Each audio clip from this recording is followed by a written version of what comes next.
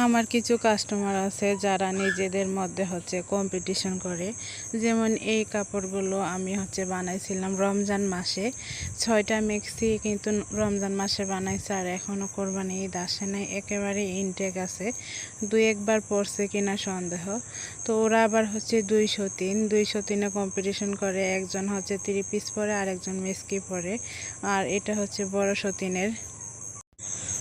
ছোটো শয়তানিয়া যেহেতু 3 পিস পরে, এখন নিয়ে মেস্কি আর পরবে না। এখন এইগুলো আবার আমার কাছে নিয়ে আসছে যে এগুলো কেটে আমি জামা বানাই দেওয়ার জন্য। তো আমার ডাবল লাভ, একই কাপড় দিয়ে আমি 2বার মজুরি নিতেছি, আমার কোনো সমস্যা নাই। তো হ্যালো এভরিওয়ান, আমি শারমিন বলছি সিলেট থেকে। কাছে দূরে দেশে প্রবাসে যে যেখান থেকে আমার ভিডিও দেখছেন, আশা করি সবাই ভালো আছেন। আমি আলহামদুলিল্লাহ ভালো আছি। তো এই যে বসে গেলাম 6টা মেস্কি নিয়ে। এখন এগুলো কাটিং করে জামা বানাবো। যতই মজুরি পাই, কিন্তু নিজের হাতে তৈরি করা মেস্কিগুলো কাটতে খারাপ লাগতেছে, কারণ প্রত্যেকটা মেস্কিতে আমি আলাদা আলাদা ডিজাইন দিয়ে বানাইছিলাম। আর নিজের এই ডিজাইনগুলো নিজেই নষ্ট করে ফেলছি, এগুলো খারাপ লাগতেছে। তো এখন একদম গোল গলা দিয়ে হলো ওনাকে জামা বানাই দিতে হবে, কারণ ওনার ছোট সতীন 3 পিস পরে, ওই জন্য উনিও এখন আর মেস্কি পরবে না। যত মেস্কি আছে সবগুলো দিয়ে জামা বানাবে। তো এখানে 6টা নিয়ে আসছে। আমি বলছি বাকিগুলো আপনি ঈদের পরে নিয়ে আসেন, কারণ আমার পক্ষে আর ঈদের আগে এইগুলো কাজ করা সম্ভব না। তো ওনার ছোট সতীনও কিন্তু আমারই কাস্টমার, আমার কাছ থেকে সেলাই করে। একজন আসলে আর একজনের বদনাম করে শুধু। আর এই যে দেখেন আমার পিচ্চি মামনিটা ক্যামেরার সামনে বসে গেছে। ও কাপড় কাটতে গেলে ও আমার সাথে বসবে, কাটবে, আর কত যে কথা বলবে। ও জানি নিজের সাথে নিজে কি কথা বলতেছিল। তো আমি এখানে সবগুলো মেসকে হাতাগুলো আলাদা করতেছি। সবাই আমার মেয়েটার জন্য দোয়া করবেন, মাশাল্লাহ বলবেন, নাইলে চোখ লেগে যাবে। তো যাই হোক, ও একটা হেজাব পরছে, একদম ঘেমে টেমে অবস্থা খারাপ। আর আমি ফ্যান বন্ধ করে তারপর কাপড় কাটতেছি, কারণ কাপড়গুলো কাটাই যায় না। ফ্লোরে কাপড় কাটি একটু সুবিধা লাগে। আবার আমার কিন্তু কাটিং টেবিলও আছে।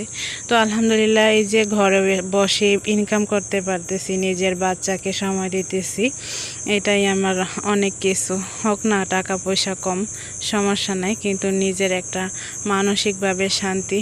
দূরে কোথাও কাজ করলে এই শান্তিটা হয়তো আমার কাজ করতো না। সারাটা দিন আমার মন বাসায় পড়ে থাকতো বাচ্চার কাছে।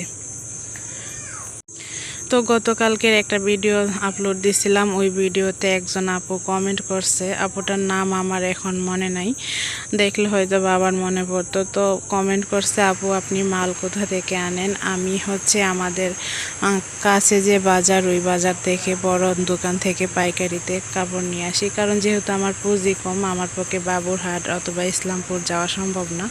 আর এই যে আমি জামাগুলো কেটে বসে গেছি, এখন সারাদিন ধরে এগুলো সেলাই করব।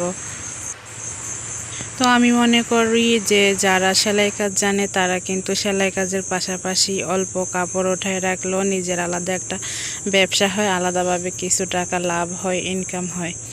ঘরে বসে না থেকে কাজ করা কিন্তু অনেক ভালো। আর সবার কিন্তু কাজ করা লাগে না, সবার ওইরকম পরিস্থিতি থাকে না যে কাজ করার মতো, বা অনেকে মন মানসিকতা ওইরকম থাকে না। কিন্তু আমি মনে করব মেয়েদের স্বাবলম্বী হওয়া উচিত। যেমন আমার এই বিপদের সময় কিন্তু এই কাজটাই আমার একদম হাতিয়ার হিসেবে দাঁড়াইছে। মাঝে মধ্যে চিন্তা করি, আজকে যদি এই কাজটা আমার জানা না থাকতো। মাঝে মধ্যে না, আমি সবসময় এই চিন্তাটা করি যে আসলে আজকে আমার উপায়টা কি হতো।